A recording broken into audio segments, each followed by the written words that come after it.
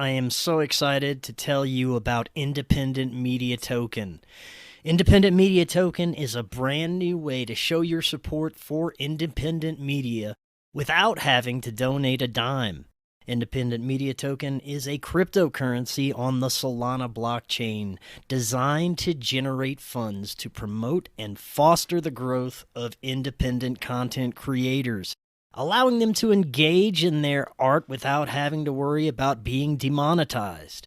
Through a network of media partners, of which you yourself can become a part of, Independent Media Token's goal is to ensure the powers that be can never cut off all of our areas of funding and censor the only free voices left in the world.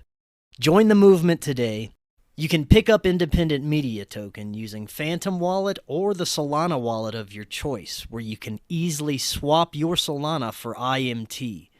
Grab some IMT today and remember to always know your team. To learn more, visit independentmediatoken.com or use the link right in the description. I think it's just going to get weirder and weirder and weirder, and finally it's going to be so weird that people are going to have to talk about how weird it is. Eventually people are going to say, what the hell is going on? It's not enough to say it's nuts. You have to explain why it's so nuts. The invention of artificial life, the cloning of human beings, possible contact with extraterrestrials, the systems which are in place to keep the world sane are utterly inadequate to the forces that have been unleashed. Welcome back to Forbidden Knowledge News. I'm your host, Chris Matthew. Today my guest is Heidi Love. First, be sure and check out my films. October spooky season is a perfect time to watch Doors of Perception, available on Amazon Prime, and Occult Louisiana, available on Tubi, Roku Channel, Apple, and more. We are booking guests for November and December. If you have suggestions or you'd like to be a guest, email me forbiddenknowledgenews@gmail.com.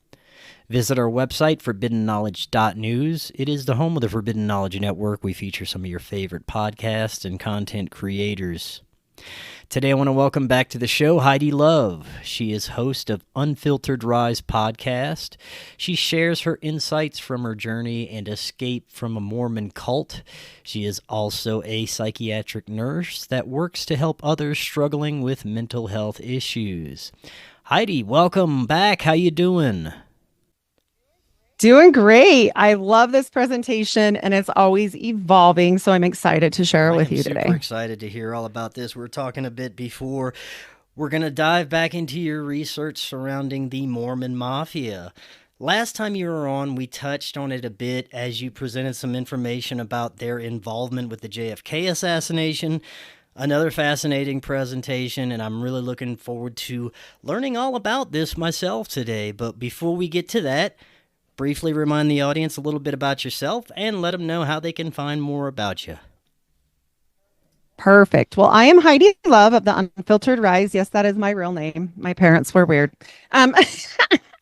People ask me that all the time. I am at the unfilteredrisepodcast.com. I'm everywhere podcasts are served, or pod chasers that you love. Spotify is going to be twice a week. YouTube is once a week.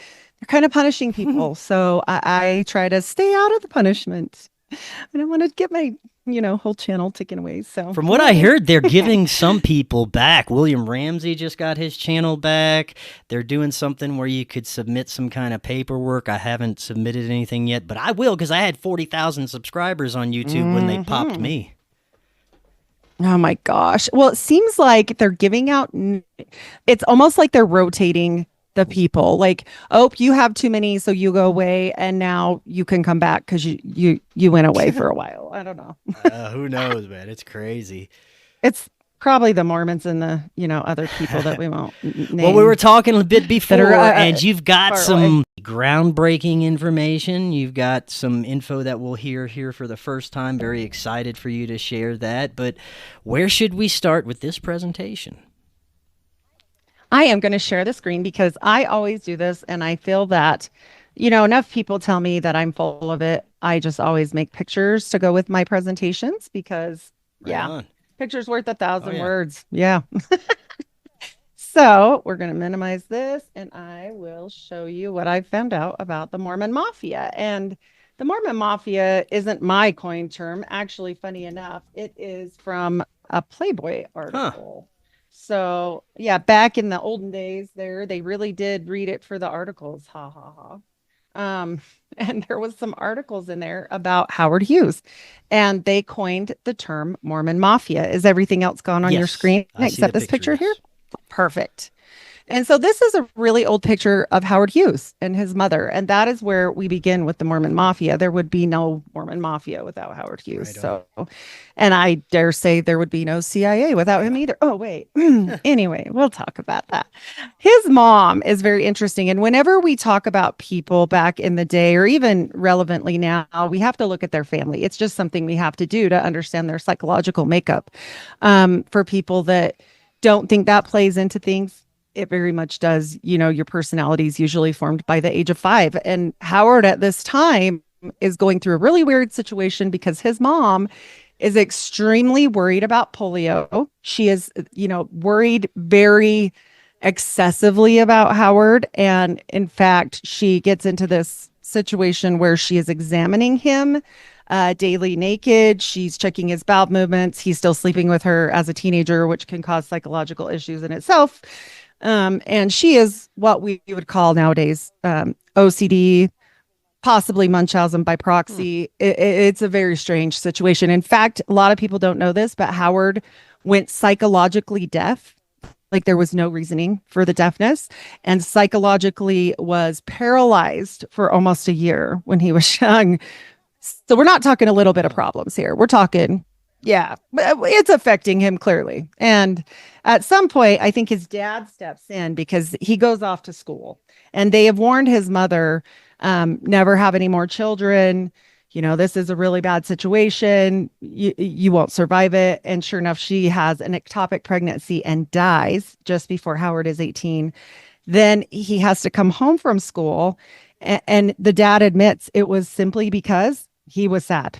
Like he literally said, I need you home. I mean, I can't do this by myself, basically. And his dad was an ex-oil wildcatter, whereas his mom was a Dallas debutante. And this dad is, very involved as far as money with engineering certain new things, which leads to all of Howard Hughes's money. And so he makes this drill bit that's specific that everybody needs for groundbreaking. And so he makes this, and a lot of people say, oh, it was because he was this great inventor or whatever. Well, not exactly. The reasoning behind it was because he was at a bar, so they say, and he was sitting next to a guy that was talking about how they needed this specific stuff to break through the ground. And Howard Hughes's dad was like, hey, I'll give you $100 for that idea. So Hughes dynamics. Yeah. Howard Hughes drill bit becomes like something that everybody has to have basically in the drilling universe, period. And so it becomes a huge company, honestly. And then his father, shortly after he makes all this money, Howard Hughes Tool Company, all this stuff, Hughes is home taking care of his dad. He dies, drops dead of a heart attack at 54 in the middle of a meeting. Yeah. So he has lost both his parents, and he is not yet even 20. And back then, you had to be 21 to take over an empire. And he basically had one at this point. Family kind of challenged him on this. The only family he really had was an uncle that helped raise him off and on in the midst of all that chaos. And Howard is 19 and he says, look, I'll pay you off to go away. Here's some money, quite a substantial amount, or I'm going to sue you. It did go to litigation, but it was dropped and they settled. And Howard ends up taking over that company. 19-year-old Howard at that time. He is now this very huge money man. He can do whatever he wants. He marries the socialite Ella Botts Rice of Rice University, where he was going to school until that very day, and he dropped out. So I think maybe there was a story there because he takes his bride and runs off. He goes to Los Angeles and he says he's going to become a film director. And I would put better pictures in here of her. However, I like the one of them together. This is the only photo I've ever found of them together, half chopped in half. So, yeah, it was really random. You know, the Rice family of Rice University is very interesting in itself, let alone Hughes. I often wonder if this was an arranged marriage or some sort of deal on both of their parts. I'm not sure. So, very interesting. So his next wife is where we get into some of the other things that happen in his life that start to make him crack, because wife number one, she kind of gets left in the dust. She missed her family. She keeps going back and forth to Texas, and he just doesn't have time for that. He gets into projects and he's like, in fact, they're quoted saying, she said to him, "You have to come home on Thanksgiving or that's it." And he goes to Noah Dietrich, which was his manager at the time of his money. And he's like, "You've got to come with me." Well, Noah had a family and everything. And he was like, no. And Howard insisted, actually. And so Noah Dietrich goes with him to Thanksgiving. And apparently he was like, "I don't even know why we're doing this. Like, I don't even care about any of these days." He didn't do birthdays. He didn't do Thanksgiving. He didn't do any of it. He just cared about business. So that doesn't go over well with women, just so men know usually. Right. Yeah, she disappears after that. Shortly, she files and they get a divorce. And this woman comes into the picture. And this is Jean Peters. And their marriage is very interesting. Howard is extremely, I would say, manic and OCD at this point. He is into this film stuff, but he likes her to come in and he just stares at her for 20 minutes a day and he never touches her. And then he dismisses her, but he's extremely concerned that she's going to cheat on him. Hello. You said he was into film stuff? I mean, what is that? He's making films at this time. Like, And so in Los Angeles. And so, of course, if you're not being a husband to your wife and you're just staring at her for 20 minutes, maybe that might be a problem for her. His IQ was extreme. Like with Howard, he was like IQ of 159. So not even Elon beats that. Like, this man is so brilliant. He's not brilliant. You know, people get like this. It's kind of sad. So Gene and him are having issues, and he brings this guy into the whole situation over this. And at this time, he is staying in fabulous Las Vegas. And this is actually where he was staying at the Desert Inn back in the day. He's getting super weird at this point. He's running around the top floor naked. He's sometimes wears a pink dinner napkin. I'm not kidding on any of this. And he gets pushed out of his own board at this time, and he has to make a sell of his airplane company. He's got tons of companies at this point. And he's also worried about taxes. Back then, the taxes were insane if you were in like a certain tax bracket, and they forced him to do this payout, which a lot of people saw on the Aviator. And when this happens, he has the biggest check that was ever written, period, up to this point, to him. So he doesn't know.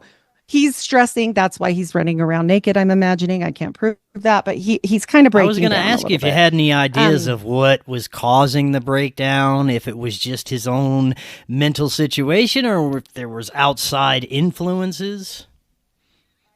I think he was so worried about losing his money that he was freaking out because they were going to take it. And also this woman, and we're going to talk about what he's worried about with her here in 1 second. But first, before we get there, we're going to finish with the Desert Inn.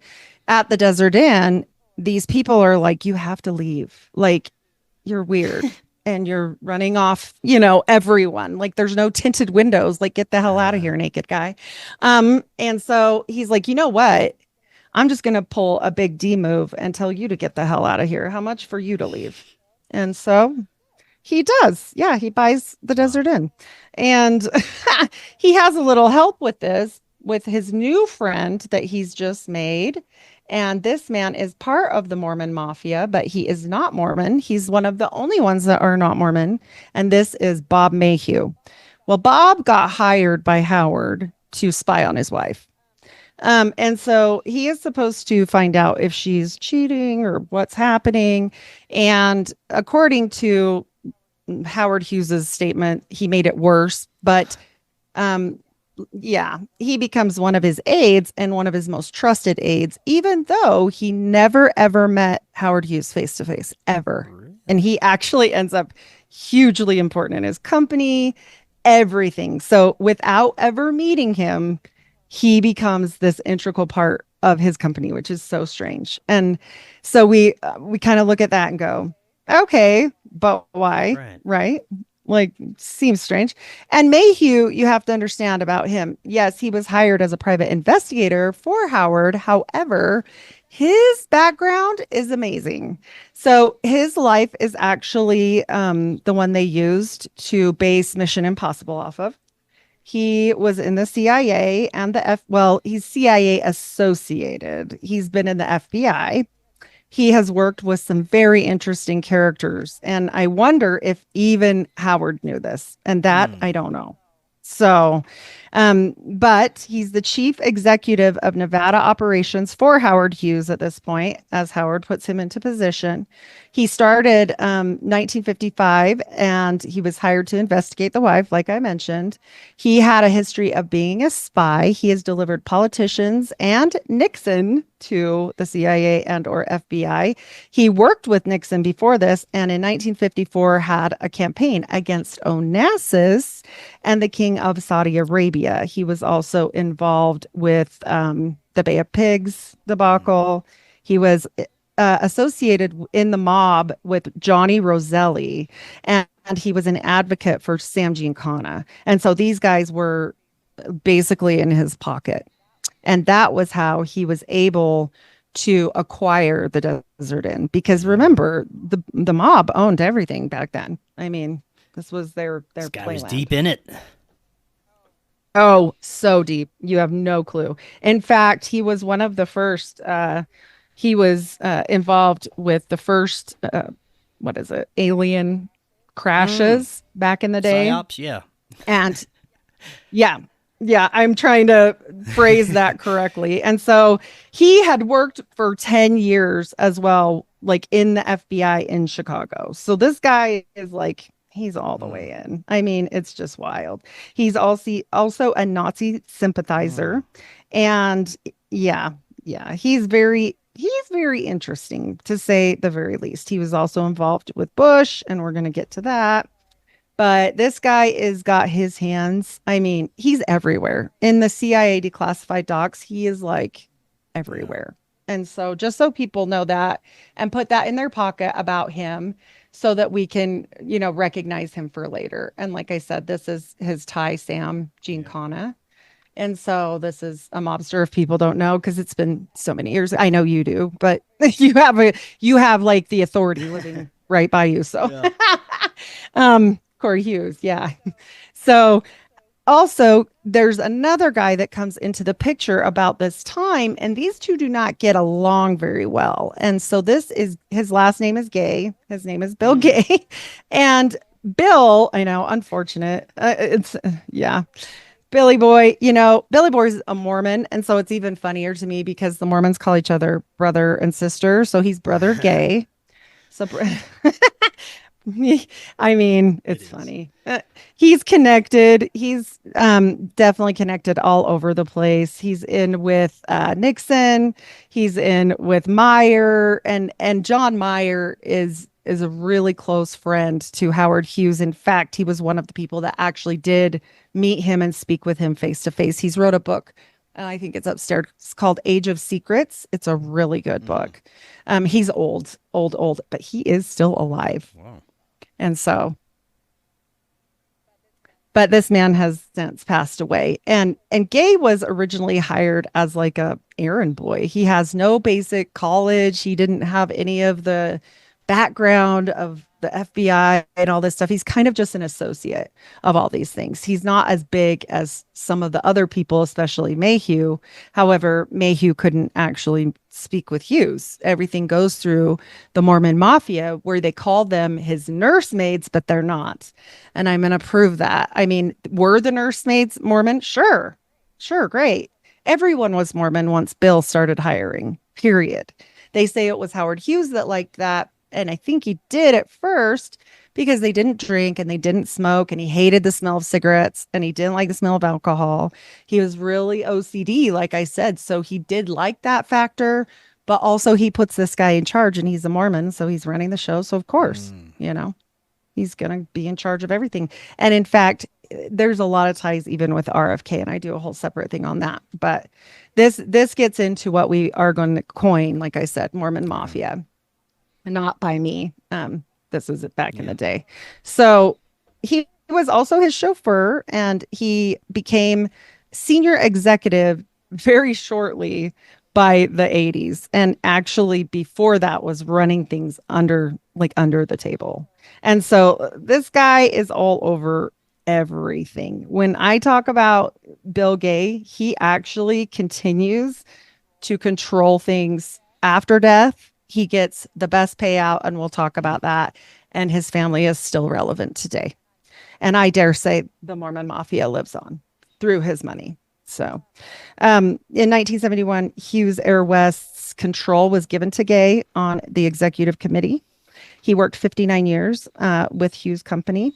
He was with Sumacor until 1978, which is the original corporation. And I believe that's our next photo. No, not yet. All right. And Sumacor is a funny thing because with Gay in charge, they kicked Howard Hughes off his own board. Huh. Yeah, they did that. And so they cited, this is their original logo here back in the day.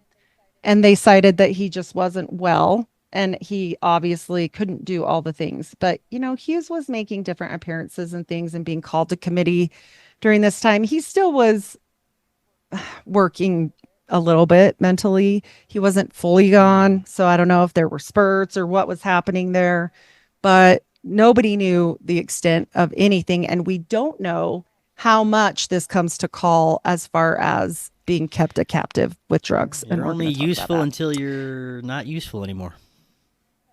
Till you want to be a real boy, right? Yeah. and he's the king, right? And he who has the king makes the rules. At this time, like, Hughes is funding the CIA, and we can kind of go over that. But if you look at these people on this board, look at the names: Irving S. Shapiro.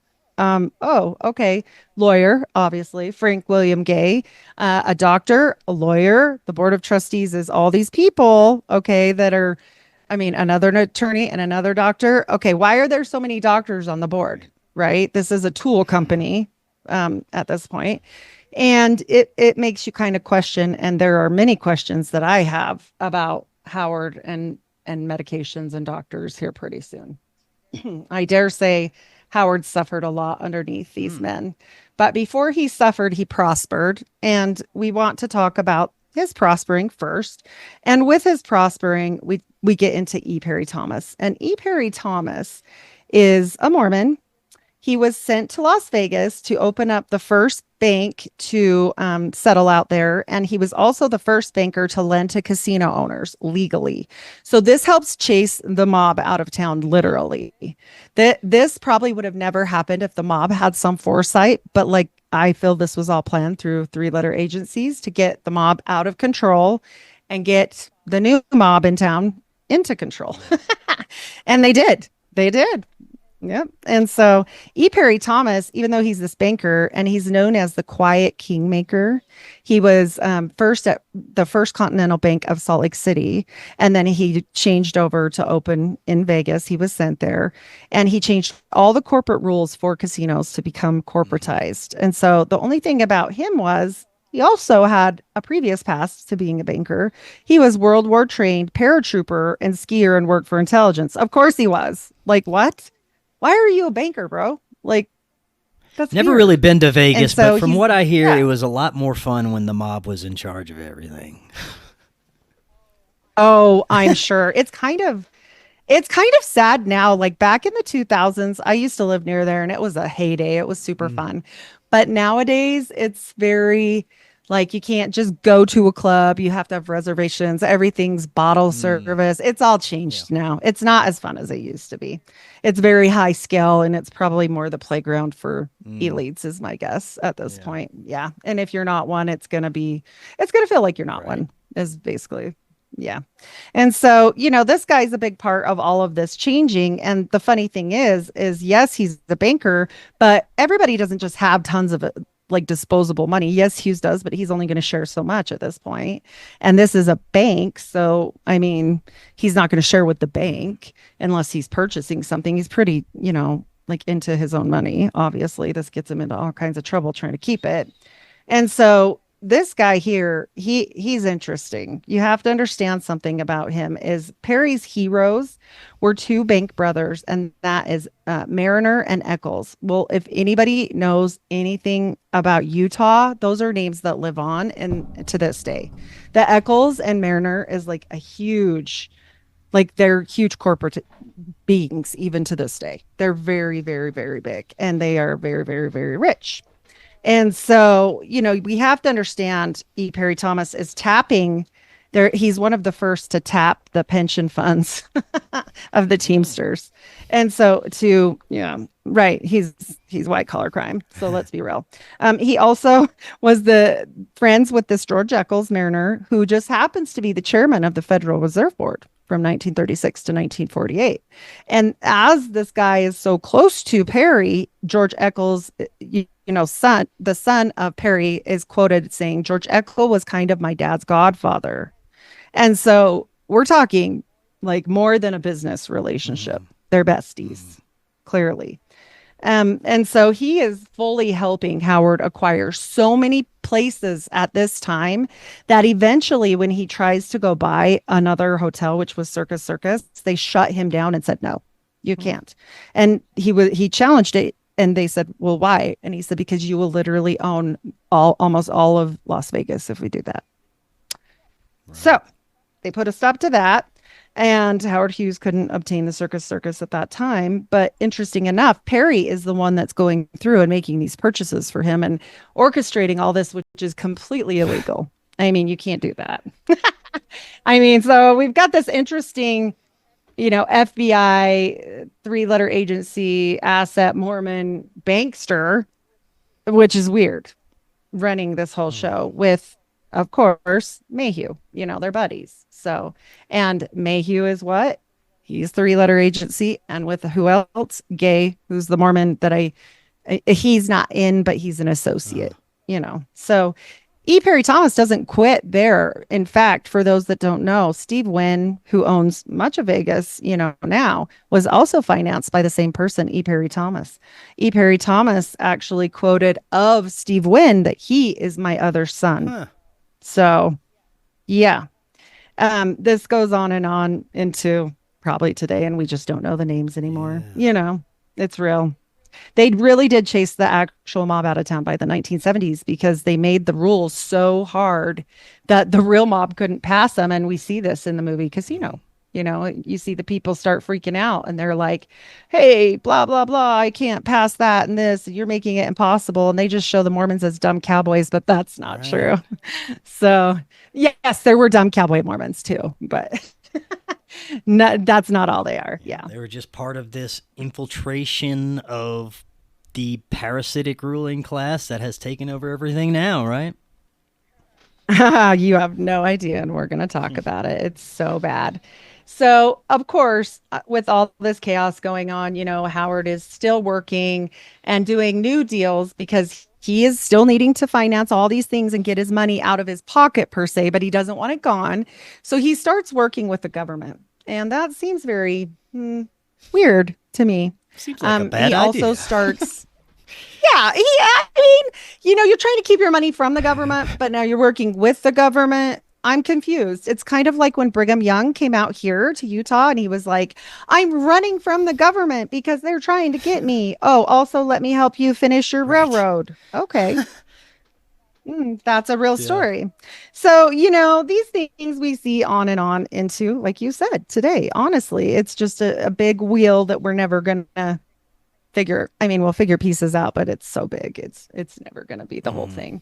So for anybody that doesn't know this plane, this was called the H-4 Hercules, but this is the Spruce Goose, which he hated that name. Yeah. And so he was building these planes and trying to use less metal. And, he was considered like, I mean, he's super smart. He was the guy of the time. He was the Elon. And this is from the New York World's Fairs. This is a real little ad, Hughes Industries, rocketing into the future clear back in 1939. So this shows you like how they're viewing him. They literally show him as basically like, I mean, Iron Man is based off of Hughes lightly, Yeah, they say. Rocketeer. So, yep. And so it's very interesting when we're looking at all of these different pieces of the puzzle and the government turning to him, A, because he's smart, B, because he's bankrolling them, in my opinion. So in true James Bond fashion, he's helping with the Glomar Explorer through Mayhew. Gay is kind of in the back seat at this time, and Mayhew's still a little bit forward, but they're all vying for the king. Okay. It's not just one guy, that's for sure. And Mayhew's the one making all these ties at this point, and obviously probably making, Howard a lot of money, trying to be able to get rid of some of that taxable income, which he's hitting up Nixon for, which we're going to get into. But Nixon and him are kind of buddies. And so it's a big piece. We're going to go to Watergate today too. And so, they have him bankrolling different things. This is one of the things that they do, and this is called Project Azorion. Apparently, there was a big submarine in the bottom of the ocean, and they have to get it. And this is kind of an example of what they're doing to try and pick it up and move it, and so they can examine it and different things. And this isn't the actual picture because, I mean, it's underwater at that time, but this is an example of how it would have worked.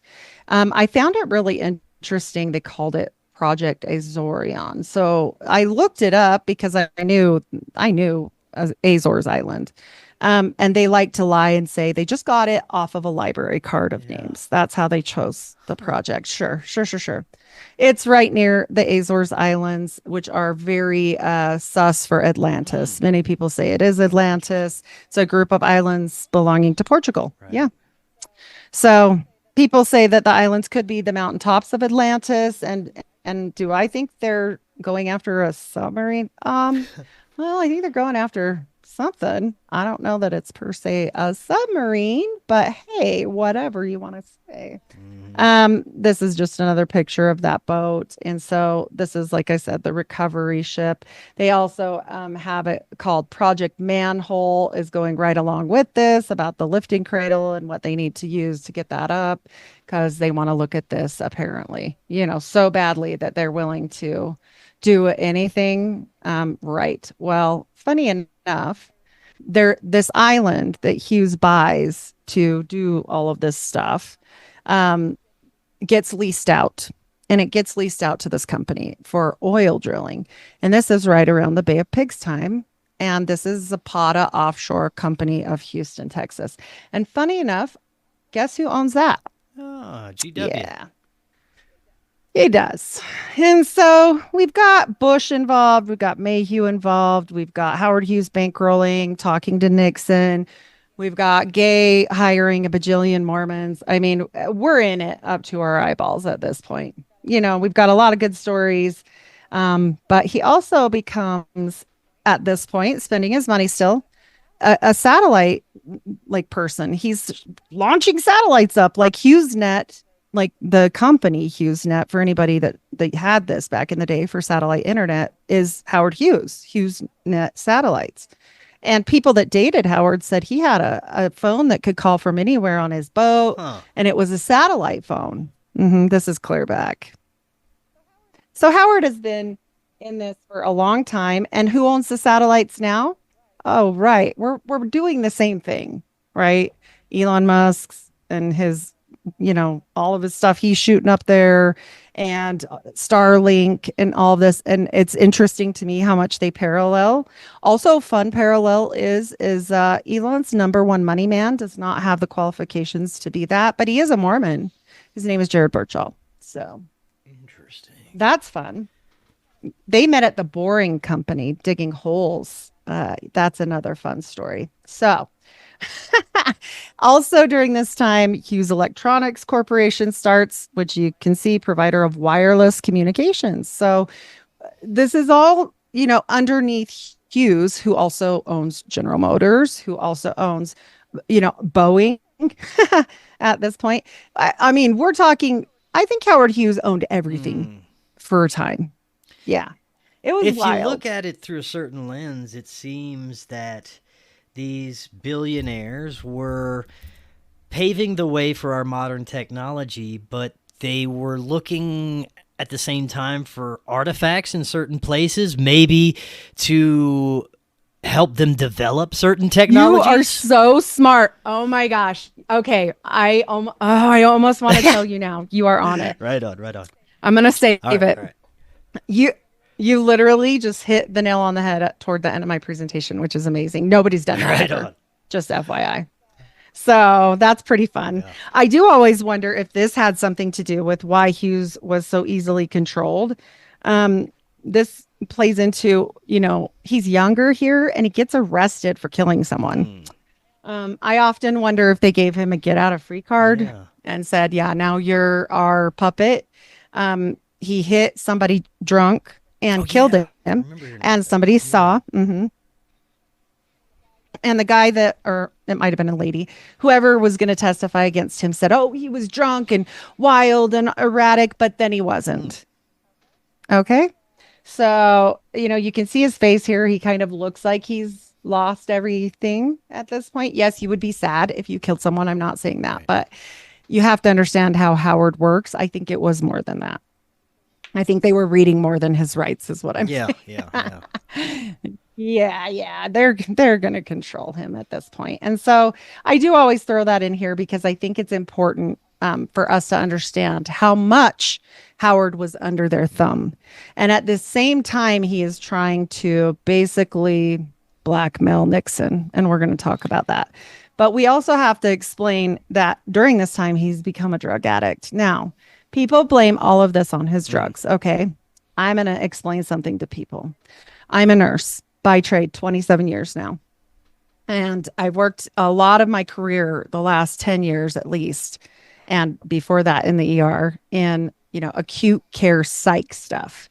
So we give shots that are not always wanted. Okay.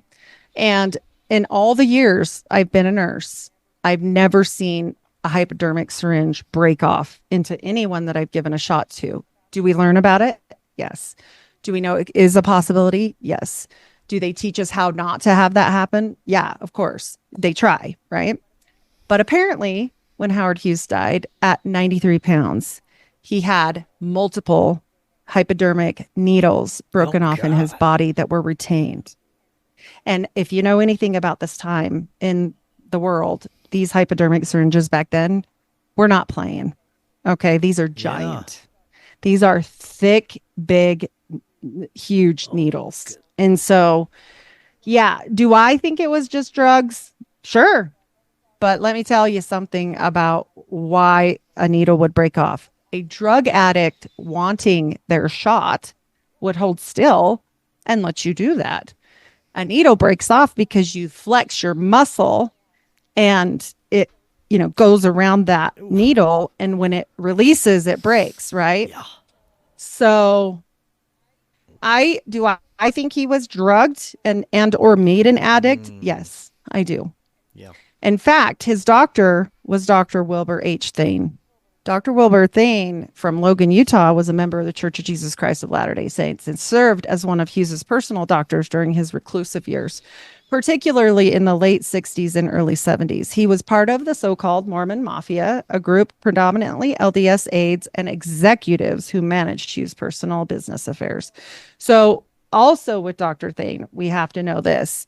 He had joined a social fraternity, Delta Sigma Phi. He was also the advisor to the fraternity where they started the chapter on the USU campus.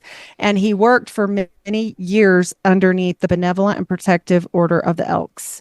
He served as exalted ruler of Logan Lodge 1453. I'm certain he's probably in the Rotary Club as well. I got to find that.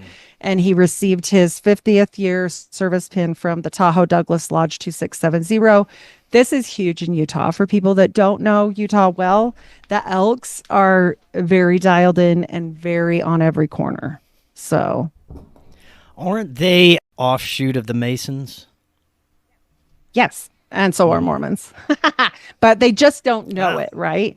And so, yeah, Mormons are, it's Masonry for the whole family, but they don't get to know that. Right So, on, all right. And I like to call them porch Mormons because they don't know. So he had worked nights for Howard Hughes' private office while going to medical school. This led to him becoming, they're trying to tie this in very nicely. He got in deep shit after Howard Hughes died.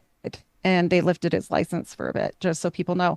Also, so they know, again, it mentions Logan here. Logan was huge for the Rotary Club at this time and for the Mormons. So put that in your back pocket for when we're going to talk about, what's up, because it really is a ring. This is definitely a ring. So Howard is still alive at this point, but like I said, I think he was heavily controlled. I think he, definitely had some issues because look here, after Hughes dies, he's indicted by the federal grand jury for drug law violations. This isn't just me thinking this happened, Wow. So yeah, he actually lost his license for a little bit and then returned to that. So that's strange. And we know that Howard Hughes did have a lot of real pain, like actual, and it came from this accident. And this is another reason why he was so addicted. People don't often cite this crash, but this crash was when he's still testing different planes and things for the 3-letter agencies. And no one would fly this XF-11 because they were afraid, because they were like, it's not ready, bro. And he's like, shh. Those rules aren't for me. So he got in there and he crashed into a lady's house in the middle of Beverly Hills. No lie. Like, yeah, only Howard Hughes could kind of, do that and kind of get away with it. I'm sure he paid her off hugely. It's lucky she didn't die. Nevertheless, she was in there where it like hit. Yeah. And so it was actually really scary. And he was horribly disfigured and had to go to a burn unit for quite a while. So I'm not saying he wasn't in pain. And I do like to give this as a little background because I think it's unfair when people judge him and say, he's just a druggie. I mean, you go live with that kind of pain then. Right. Like, and it's, we shouldn't judge like that. But yes, he became easily controlled. That. Absolutely crazy. This is from that article that I showed you about Hughes, or talked to you about the Playboy article. And it's funny because you see him controlling Nixon, but what else do you see? A green hand controlling Howard Hughes. Wow. Interesting. Little weird. That is so weird. It's going to get weird. Now, if anyone is listening on the audio side and wants to see the presentation with the visuals, please go over to Rumble to check that out. Awesome. Yes, you guys should definitely check it out. It's a better presentation if you can actually watch it. So why are we seeing Hughes controlling Nixon? Well, Hughes is getting older at this point, clearly, and he still hasn't spent all his money. He's still worried about his taxes because he's making so much money too. He basically owns everything now in the world. So, and he is bankrolling the CIA. But he's also controlled. Like, think of if you were addicted to drugs and you needed drugs, are you going to want Castro to be shutting drugs down? Yeah. Probably no. My guess, no, probably not. So he's pretty upset about that as well. He's definitely involved in, like I said, that whole debacle. So Zapata Oil was drilling Howard's Island at this point, and the Bay of Pigs whole debacle happens because that was Howard Hughes's island, and that was their excuse for being there. And then they went after Castro for the 100th and something. I mean, they went after this him. Picture you have up right now. What is this from again? From a Playboy article. Okay, right. I love it. It's just The green hand puppeteering Hughes is interesting. No, there's a reason. All right. So remember how last time we spoke when we talked about the Seance of the Nine, and this is where we'll tie that in. Yeah. Remember what they said about stop blowing shit up? I'm just going to leave that up here for a minute. Remember that? So, okay, Hughes gets in this crash, and there have been different people that have said he was made to crash by something. Not only that, but they say, and I can't prove this, but they say he had his own hangar at Area 51 and that he was called when that happened. He also is involved with something called the Integratron. Do you know about the Integratron at this point? I've heard very little about it. Please tell us about it. Yes. So the Integratron is this magical thing that they're making, trying to contact other beings.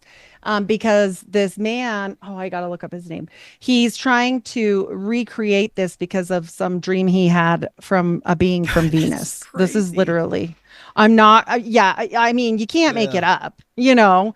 And so they're out in the, guess where? The desert, right? And so, and also for people that don't know this, Jack Parsons worked for Howard Hughes for some time. So just so you can put that in your back pocket too. But, you know, we know that they're messing around with a lot of things that they probably shouldn't be, you know, at this point. Yeah, they're probably pissing the aliens off is what I'm saying. So George Van Tassel is the creator of this Integratron, and Hughes is bankrolling it. He wants to connect with these beings, but he also wants to stop all nuclear bombing because we know at this time Nevada is like being used for this. I mean, they're bombing the crap out of it.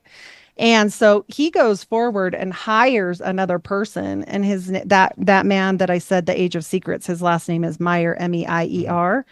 And I give that because there's two Johnnies that work for him. So, and they're both Meyer and the other one's spelled different. So that's why. Anyways, he gets him to actually be on the board of that and start running testing to prove that this is dangerous, right? That, you've got to stop because of the danger, not just because, you know, the aliens, but because of the danger. And so he is literally got Nixon up in arms about this because he's going to have something over Nixon, and he's like, you will stop the bombing because I will frame your brother if not, because this brother of Nixon's, okay, Don Nixon borrows a non-paybackable loan. That's a bribe, okay, from Howard Hughes of over $500,000. Okay.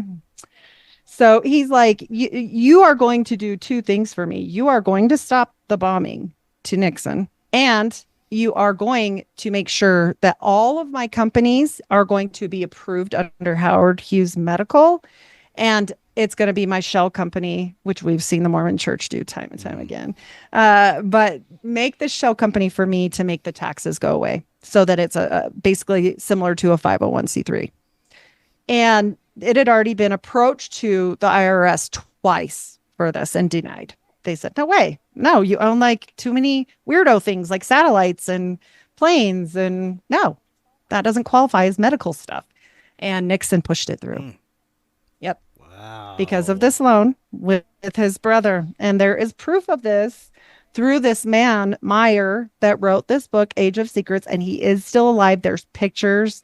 I mean, it's that book is so good. I can't even explain. No. So it's very, very revealing. We'll say that. And Hughes is telling them, you don't understand what you're doing when you're bombing things. Like, he's terrified. And I think this plays into his mental state, like we were talking about before. Like, is this just paranoia? Is this something else? You know, is he afraid of something green? Is where I'm going with that. And he gets so strange that, you know, if anybody's seen The Aviator, this is a little scene from The Aviator. And this comes from a journal of the people that were his nurses. All right. Yes, they were Mormon too. And that he wouldn't cut his hair or nails, and that he wouldn't walk on the floor without these Kleenex boxes on his feet.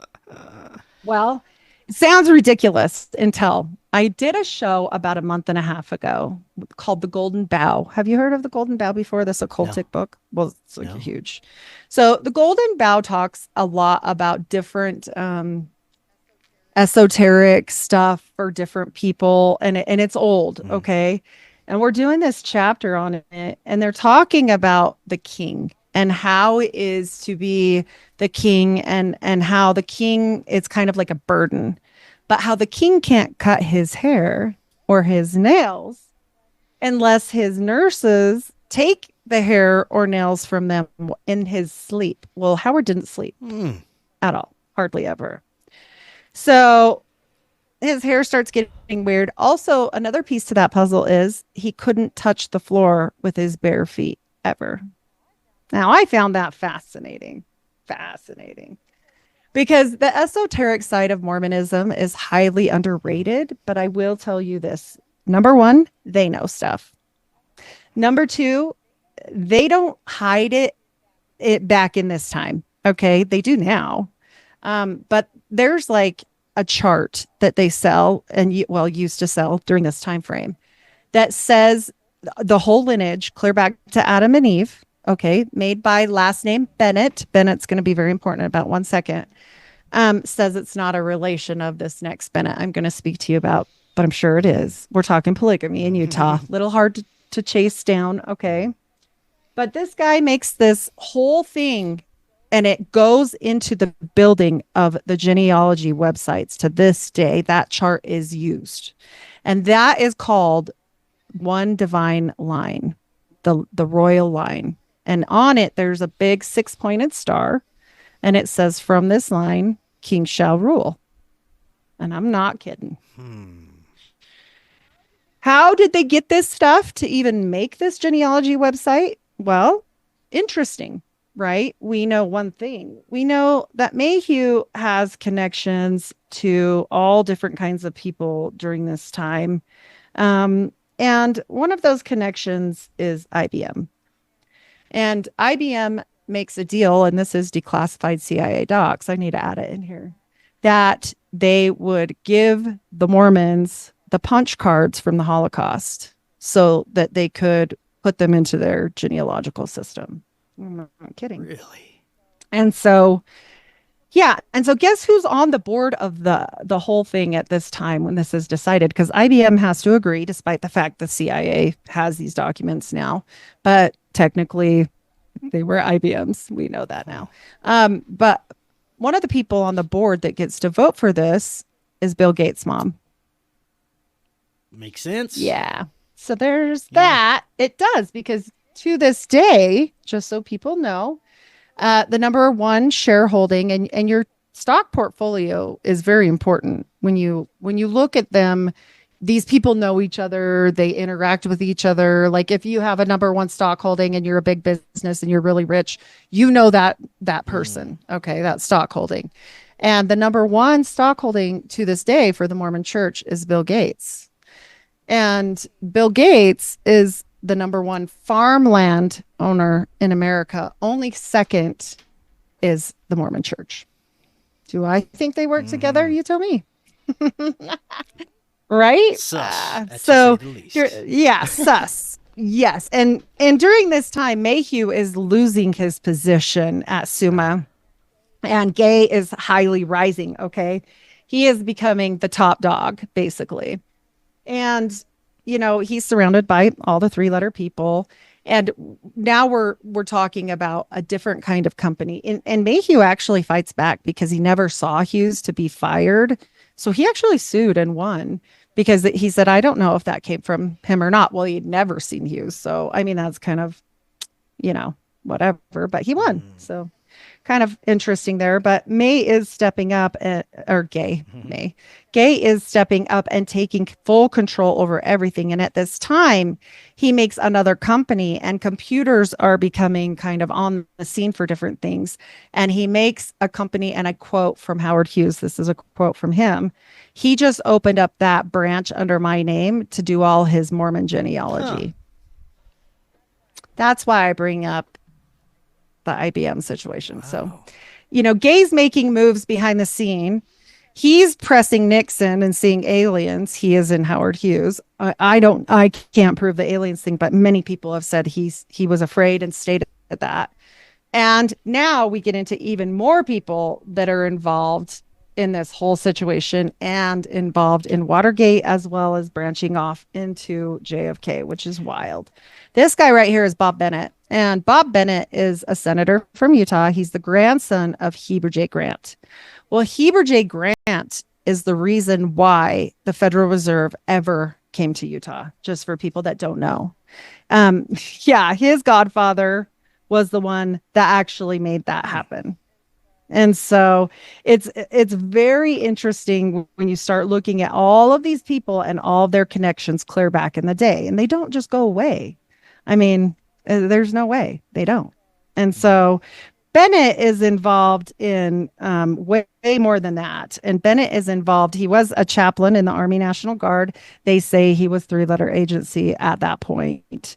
Now, there's back and forth about that, but like it amongst his clients was Howard Hughes later at this company he purchased, and it's called the Robert Mullen Company. And people that know about JFK will know this name.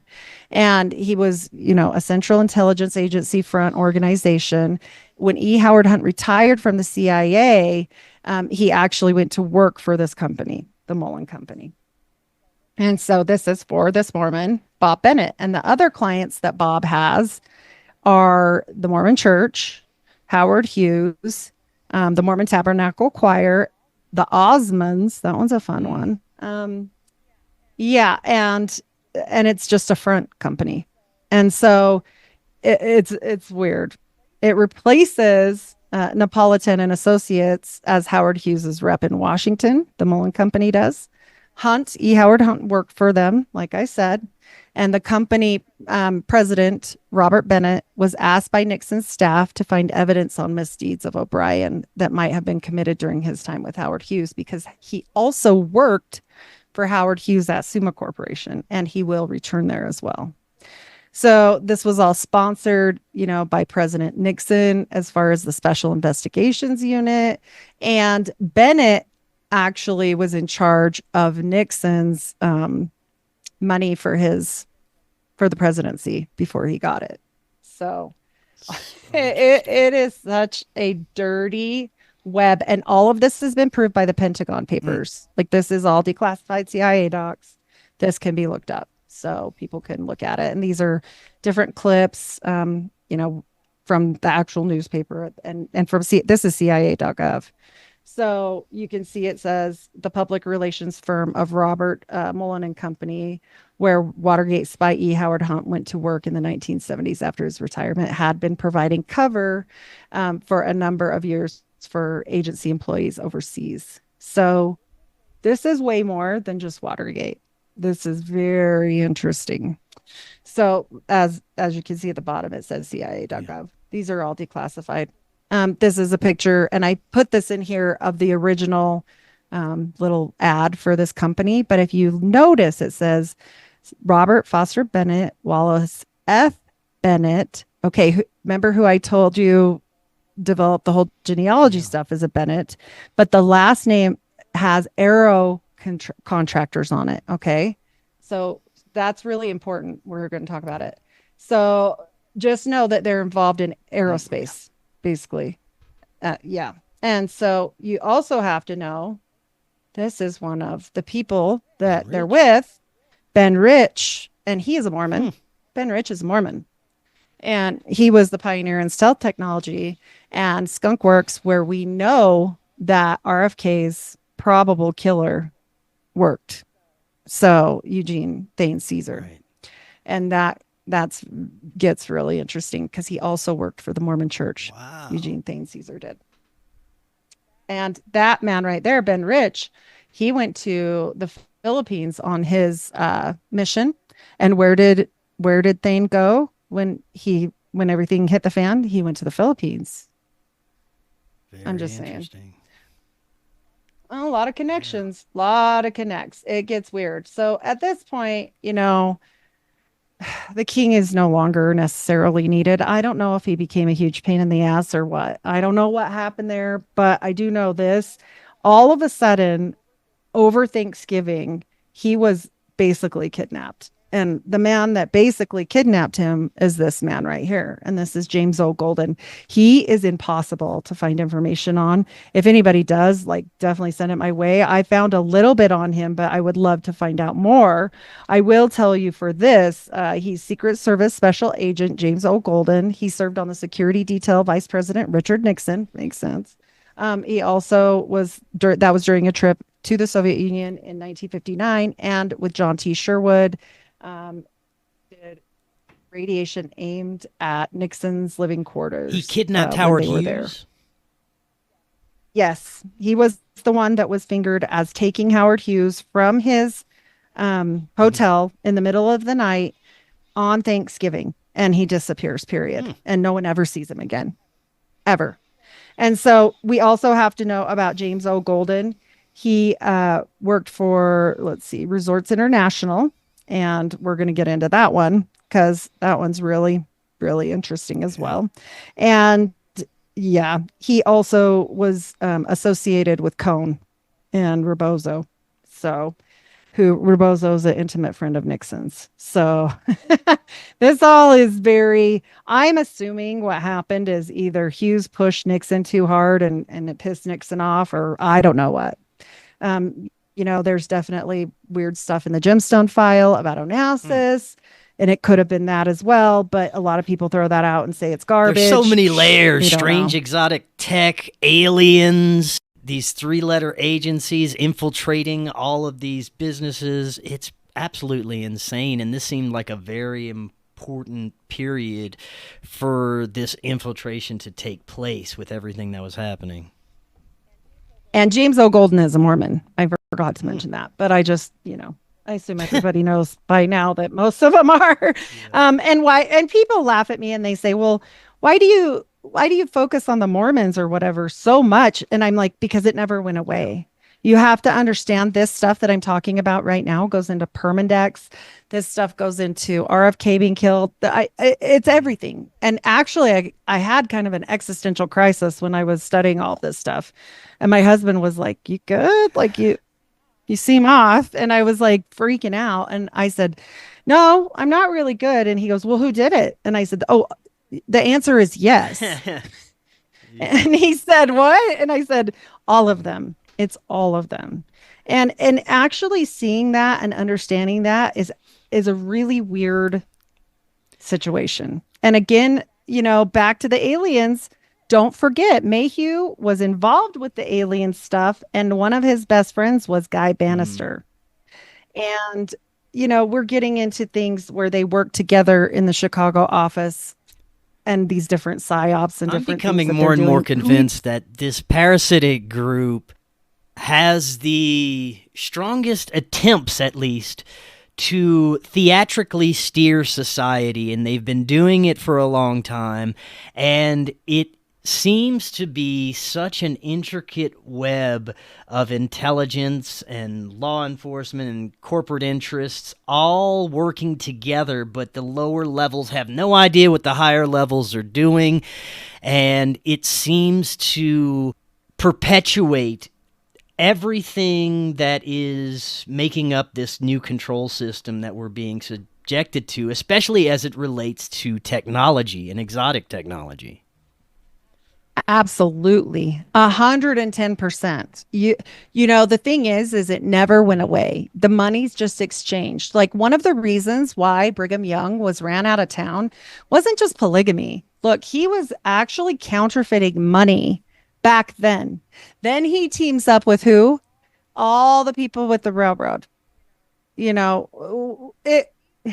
people are huge, and they just went underground. They just go underground because they're tired of getting killed. Or they rebrand themselves.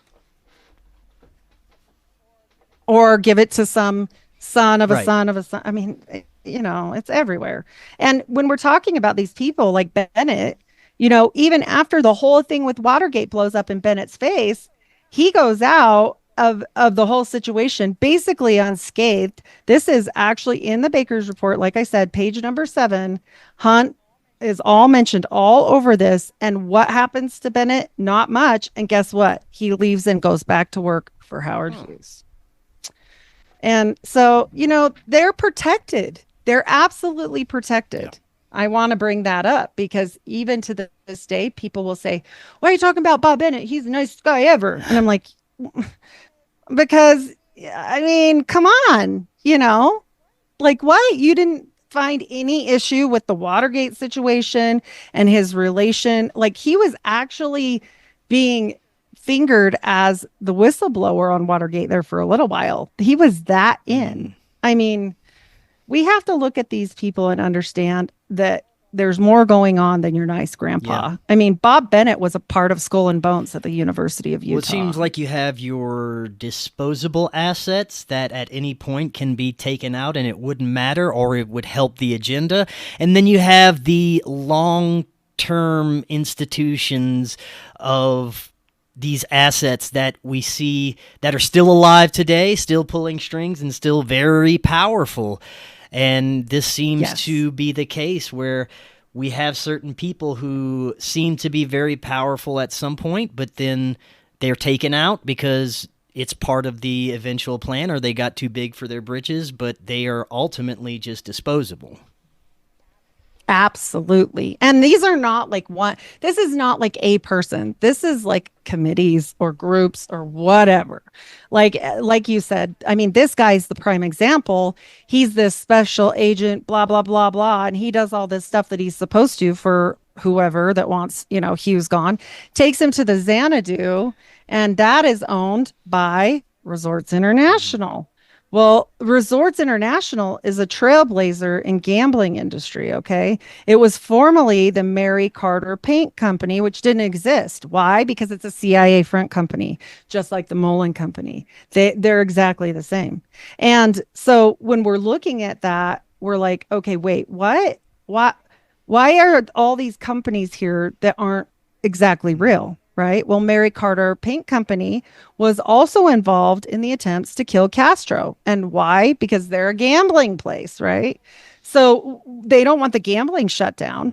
That would totally affect them. So all of this stuff, James O. Golden at this point is the VP of this place. But after he leaves, he goes on to found Intertel. So we're not talking about just in America anymore. Right. So that's kind of really concerning, knowing what we know, that this goes clear into other countries and that Permindex is probably the early example of that because we have a board of people that don't make any sense. We've got mobsters with presidents, with CIA agents. That doesn't make any sense. So, when we talk about that, always also don't forget it goes back to the Nazis. It just does. And people can say Hitler was good or whatever they want to say, but look, the whole thing is a racket, and that's what it was. And so we've got, the Nazis, and then we've got the Italian mobsters, and we've got the Mormon mobsters, and then we've got, these other countries involved that have real serious they money. all have their roles to play in a bigger picture of what's unfolding. Well, guess who else goes on to own this company with the hotels, the Resorts International? Oh, our president. Don't worry about it. Don't worry. He's the orange man. He's good. Don't worry about it. Yeah. Don't forget this either. His uncle, Uncle John Trump. Do you know about Uncle John Trump? So Uncle John is very important with the secrets of the aliens and stuff. Right. We're talking, for those that don't know, he's directly under Tesla. He's kind of his apprentice, we could say it that way. And so we know that the first person also into the building after Tesla dies, because he was underneath him as an apprentice, is Trump's uncle. And so I think that's why Mar-a-Lago was tossed. And they were looking for something. And he likes to flex it every once in a while and say, my Uncle Trump, blah, blah, blah, blah, blah, like Uncle Johnny, blah, blah. Well, Trump goes on to make these hotels, this hotel chain, and he's over Resorts International. And what does he name this hotel? First of all, we're talking about the Trump's World's Fair, Trump Plaza. That's interesting, number one. Because supposedly we're in that right now, but it's sucky. I don't know. I haven't seen crap about it, but it's apparently started in May that we're in Trump's World's Fair time. It's supposed to go the whole year. I haven't seen anything about it other than a statement from him, but like they haven't started it that I'm aware of. It has like a full calendar and everything. So he's supposedly going to do I that heard and do it briefly like about it it, used but to like you be. said, it was just for a fleeting moment. Yeah, it's interesting, but we know that he goes on also to own a hotel named the Yeah. Atlantis Hotel. And we've already been there with the Azore Islands just a minute ago. Is that a flex? Is he flexing right there and saying what he I don't knows? think there's not much he Right? does that isn't a flex, but yeah. For sure on that one. Oh my gosh. So he becomes, like I said, this president of this company, and this is during the time where we know he's besties with Cohn.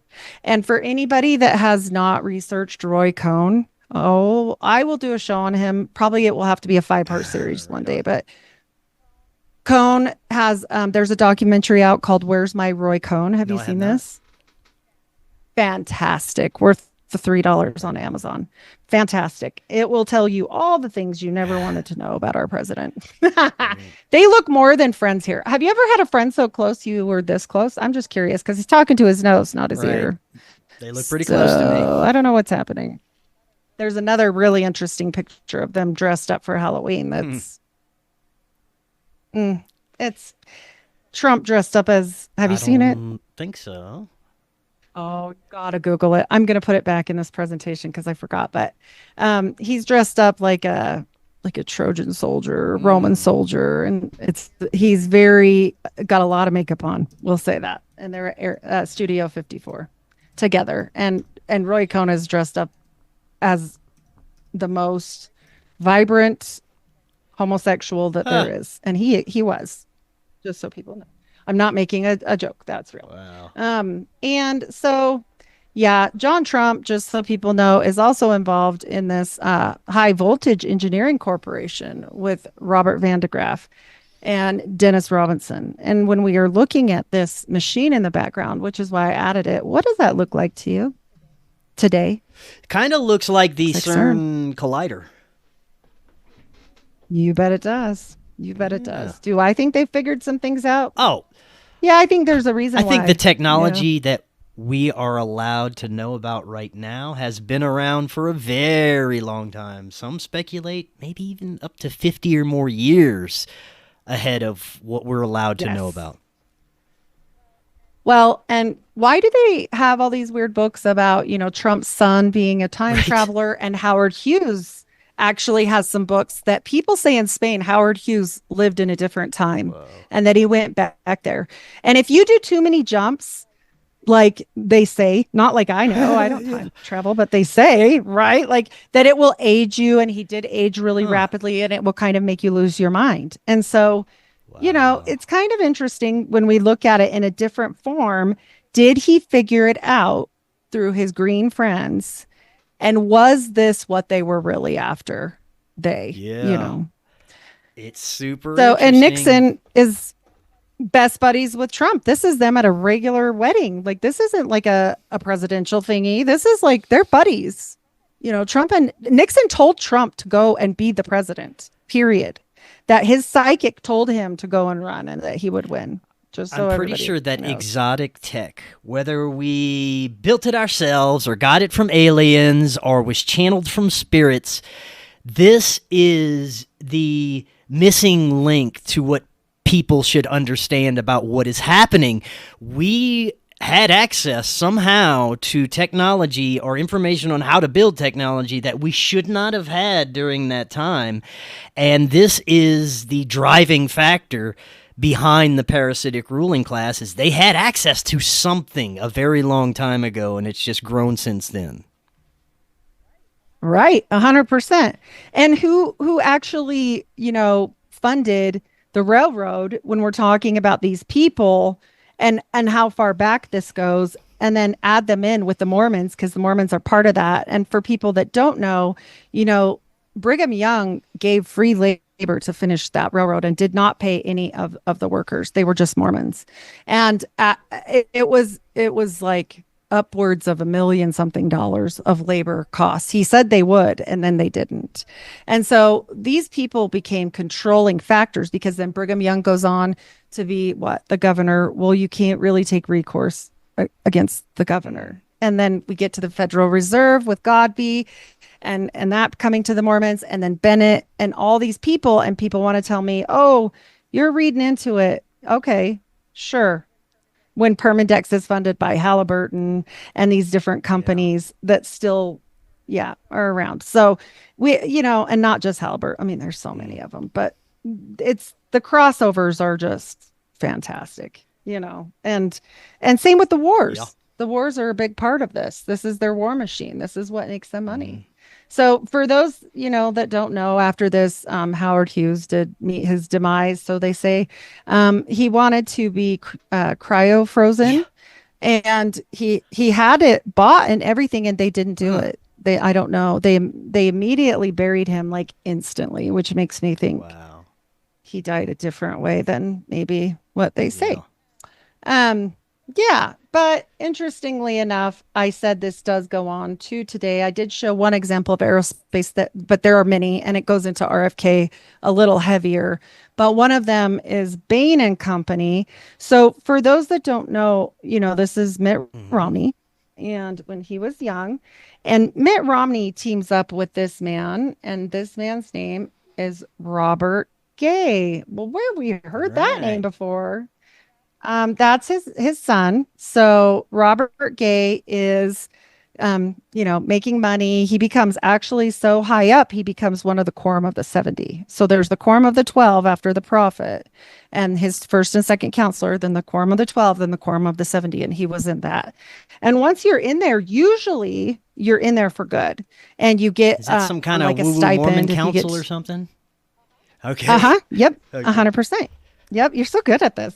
I'm like, oh, wait until you hear how good you were in just a second. It's like the clincher. And so this guy, he's making these micro loans and helps pretty much crash everything with Romney back in the early 2000s, and was making loans to people that they couldn't pay, and they knew it. And so it was really looked down upon, even though it was white collar crime.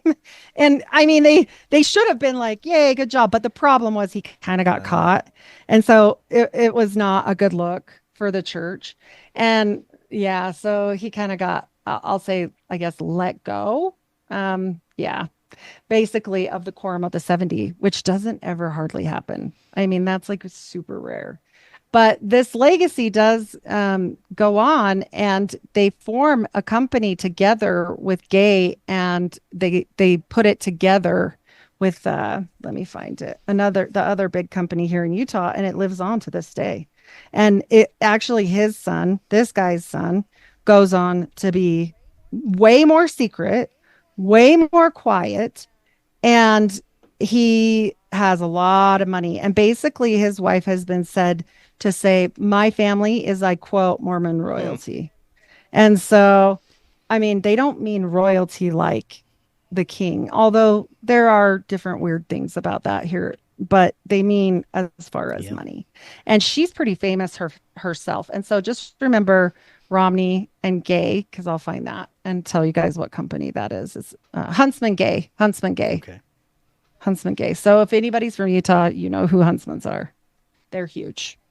And they merged. And so this is the son. So this guy's son here, right? Oh, there it is. Right here. He marries this lady, and she's pretty famous in her own right.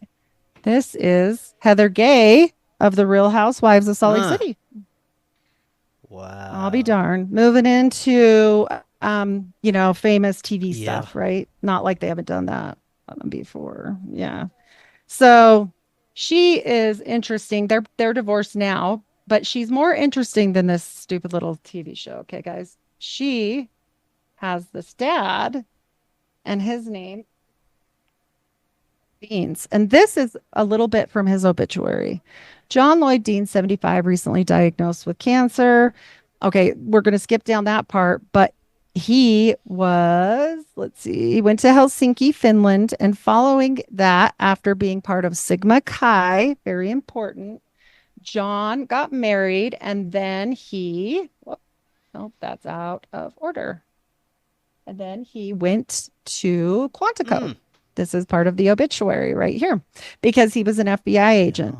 He was over first the bank robbery desk, but then guess what he did? He started specializing in counterintelligence because he learned Russian. We've heard that story before.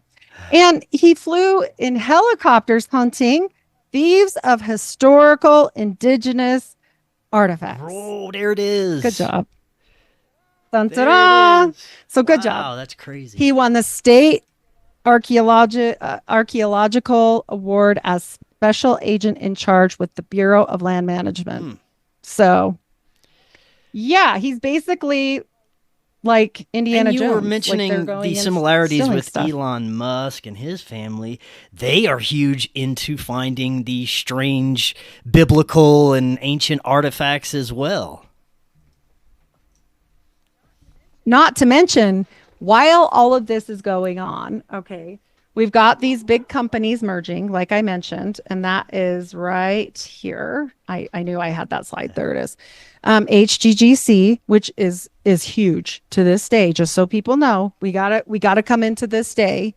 So they own a lot. Let alone, we know the Mormon Church, and if anybody wants to look up the Ensign Peak scandal, it got dismissed, but they were guilty. And then, and it's so much money. I mean, what they even got them for is nothing. Can you briefly tell us about what that was? And they were being Howard Hughes and taking their money and putting it in offshore accounts instead of using it for 501c3 status stuff that they were given. And it was a big deal. They had a whistleblower, and it just got dropped. Mason handshake. Anyway. Yeah. So this is going on. And all during this time, we know on the other side of things, where the speculation goes for the Illuminati instead of the Freemasonry brothers, is Onassis. And there's a lot going on with that one. It would take 2 shows. I'm in the middle of it, and I bit off more than I could chew because I didn't realize, but it goes more into this whole Kennedy situation. But speaking of knowing things and artifacts, I want people to know Onassis had some very interesting things on his boat that he lived out of full time. He lived there, and it was just beautiful. It's called the Christina. And this boat had a lapis lazuli fireplace. Weird. And also he became into whaling, which is really weird. And he made all the bar stools at his bar out of penis skin from whales. And I'm not kidding. Wow. That's not weird. Yeah. There's more going on than meets the eye there for sure, especially with the lapis lazuli and Atlantis ties. That's really interesting. That is so and so crazy. Yeah, and he's best friends with what's his name from England? He's a big deal. Why can't I remember that? Churchill. Okay. He's his best friend. Onassis was like best friends with him. But also everybody that worked for Howard Hughes when Howard dies, most of the closest people went to go work for Onassis. So yeah, Onassis is mentioned in the book with Fritz Springmeier, and I know there's a lot about that book, and I try not to use it, but it's still interesting. He was named a king in the Mariah Illuminati in that book, just so people know. I can show you a really cool, that's pretty much the end of this presentation, but I do want to show people one little controversial thing that is pretty fun when we look at why things happen, okay? And we look at all of this stuff and where did the money go, and what about now, and why is this guy more important than this guy, blah, blah, blah, right? We've got to look at that into this day. And like you said, most of it's to their kids or underground or whatever, okay? So I want to ask you, does this guy look like JFK Jr.? Somewhat. Somewhat, yeah. So let's break it down a little bit. Here's this little triangle above the lip, and this is identical to me. This top lip is pretty similar. This is thinner. Bottom lip is pretty close, but this hairline here, and it's then comes down and over, and I find it really interesting. But the nose is a kicker. the where it starts, how it comes down. Now his is much nicer and straighter, but we don't know if he's had plastic surgery or what, at this point. He's a little bit older. I think they look a lot alike, and this is Onassis when he was young. Wow. I've There seen a are lot of pictures. these pictures of people from earlier generations that are of extreme power, connected somehow with the parasitic ruling class, that seem to have doppelgangers that show up much later in reality. Very weird, is. isn't it? And it makes you wonder, there's pictures of his real son who died in a plane crash. Alexander Onassis. And Alexander Onassis died in a plane crash, like I said, but I have seen pictures where people say, oh, that's JFK Jr. And I'm like, it isn't. Wow. So the one thing we do know is 3 weeks before JFK was killed, Jackie takes off and goes on Onassis's yacht, this shot I'm telling you about, okay, with her sister. And sorry, I got to move my little. And so she goes with her, and he calls and says, you better get off that boat even if you have to swim. JFK does. And Jackie's pissed off at him because they had another baby pass away. That was when baby Patrick died. And during the first time JFK's baby died, their first daughter died as well. A lot of dead babies over there. Very strange. And Jackie's very strange in herself, I have to tell you. She, do you know who her riding coach was when she was 8 years old? Let's see if I have a picture of him. Oh, that's not it. George de Mohrenschildt was her riding coach. And not only was George de Mohrenschildt her riding coach, but she was so close to him, she called him Uncle George.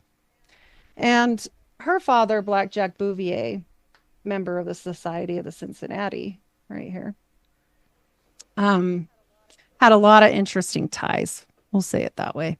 Many, many interesting ties. So when we're talking about all of these people, we know one thing for sure, and I wanted to tie this back to the 9 because we spoke about it.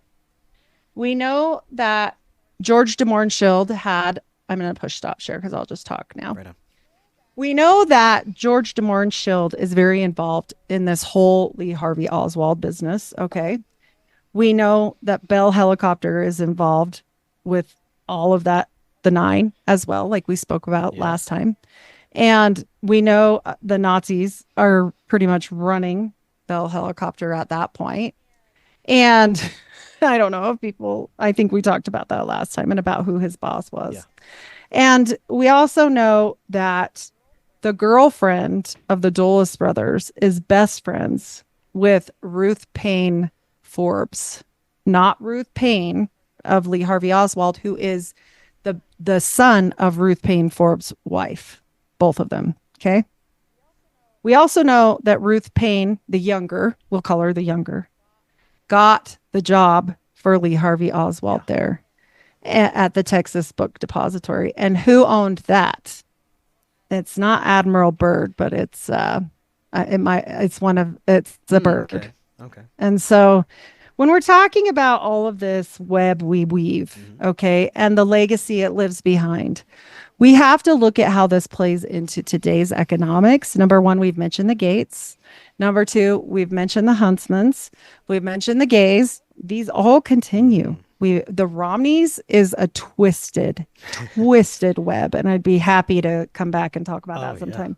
But they get into, you want to talk about crazy Mormons? They're killing each other over there on that one. They're killing kids. They're just opening fire on each other. And it was wild. That van full of kids and moms that got shot out by the Mexican cartel not too long ago. Do you remember this?